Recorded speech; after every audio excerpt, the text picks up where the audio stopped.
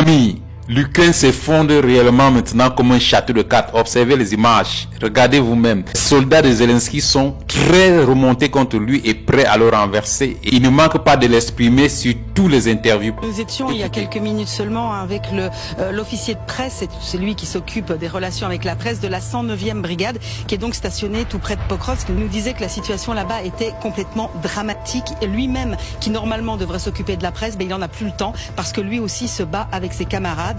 Ils nous disait, de l'ordre de 2 contre 10. Il manque cruellement de matériel, de canons, parce qu'il nous dit que d'autres brigades aux alentours, avec lesquelles ils sont en relation, nous disent qu'ils ont même perdu des canons César. Ils perdent de la grosse artillerie tous les jours. Mais il nous disait qu'ils n'allaient pas tenir très longtemps, parce qu'en fait, c'est la tactique russe. Une fois que les Russes vont avancer et vont voir en fait que les Ukrainiens sont là et qu'ils veulent résister, parce que c'est le sentiment des Ukrainiens.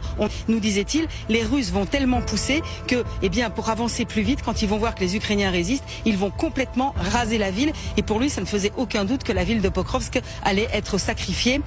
Il nous racontait qu'il avait loué un petit appartement ici parce que de temps en temps, il revient des positions, et en fait, il a croisé des voisins qui lui disaient mais qu'est-ce qu'on doit faire? Est-ce qu'on doit rester? Est-ce qu'on doit partir?